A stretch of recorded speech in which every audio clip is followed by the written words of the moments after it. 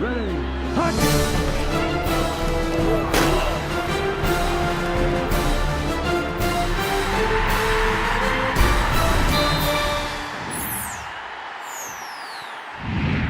It may be called the Sunshine State, but the Sooners certainly haven't seen it that way as of late.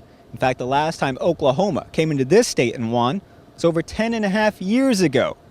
Oklahoma came in ranked number 1 that night and left the same way.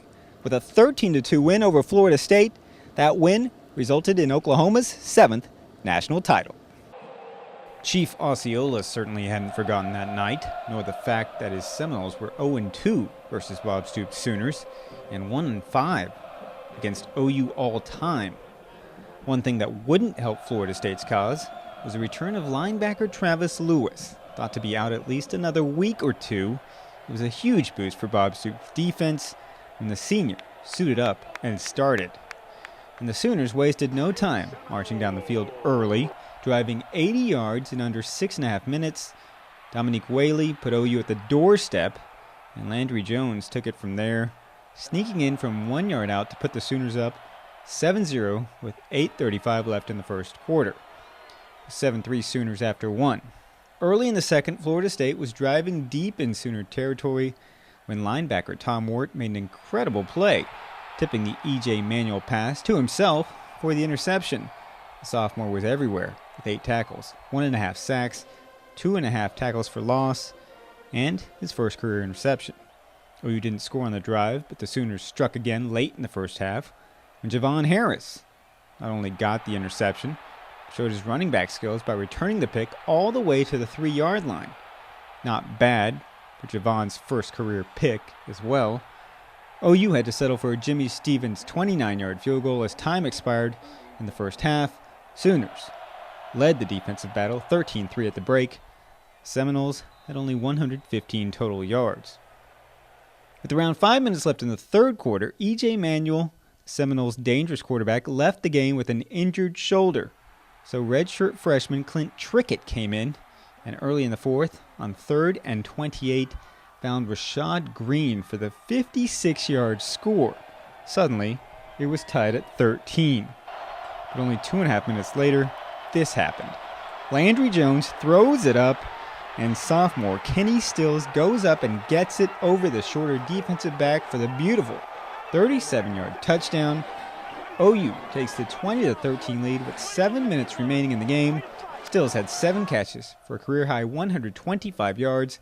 Landry Jones completed 18 of 27 passes for 199 yards, 1 TD, 2 interceptions. And a minute and a half later, the Sooners had the ball back once again as Javon Harris got his second interception, this time off the Ronell Lewis tip. OU's defense held the Seminoles to only 246 yards of total offense and just 27 yards on the ground. Jimmy Stevens adds the knuckleball of a field goal from 31 yards out, and Oklahoma goes on to get the 23-13 win in one of the loudest, liveliest stadiums in recent memory. And players, fans, and coaches alike were happy to escape their first trip to Tallahassee with a win. When they sense blood, the stadium's on you. You feel they're, now everything's, going. They have the momentum, and we just seized it right back. Landry with a great pass. Kenny Stills, a huge catch. It was a really tough, competitive catch. And then the defense answered, comes back, gets pressured, gets an interception. And then to pound the clock out running the football was a big deal because, they still have their opportunities if you don't use the clock and get the points. So I told our guys it's probably as good a fourth quarter that we've had since maybe the 2000 year down at A&M, where we had to answer the bell in the fourth quarter, and we did. So it's just pleasing to win that way. Yeah, we're a tough team, We've grown a lot since last year.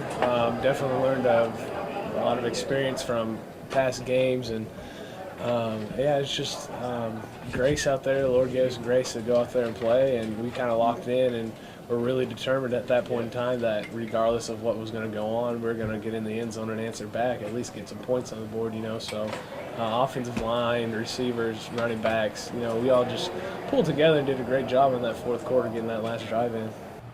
It's amazing for me to be able to come out there and have a debut like this. I don't know the stats or the numbers, but I'm just so thankful, and I feel like I'm so blessed right now. They told me 8 weeks. I said, y'all have 6. You're actually 5.5. So I knew the whole time that I was playing, and they were going to have to leave me at home for me not to play in this game. Yeah, it was just time to bow up. There's no way we were going to let them score. When it's tied up, we're talking on the sideline, you see me and Travis saying there's no way we're going to lose this game. It was just time to toughen up, and we did. But also knew that, again, it was going to be hard fought. We're going to have to make some critical stops and find some ways to make some turnovers. And we got a bunch of good players, again, a group of guys that got great chemistry. We got super leadership on our defense and a bunch of guys that like each other and they like to play. It's just a statement from the past, We had all this animosity coming to us before the game, and we went out there and proved it that we were determined not to lose here, so we did what we had to do. So Bob Stoops improves to 3-0 against Florida State, and Oklahoma clears perhaps the largest hurdle on its schedule. But next up is Missouri, and we all remember the last time the Sooners played the Tigers on a rainy night in Columbia when Oklahoma's #1 ranking was washed away. This time, the Sooners will get Missouri at Owen Field, 7 o'clock on Saturday night. Reporting from Doak Campbell Stadium in Tallahassee, Florida, Damon Fontenot, News OK Sports.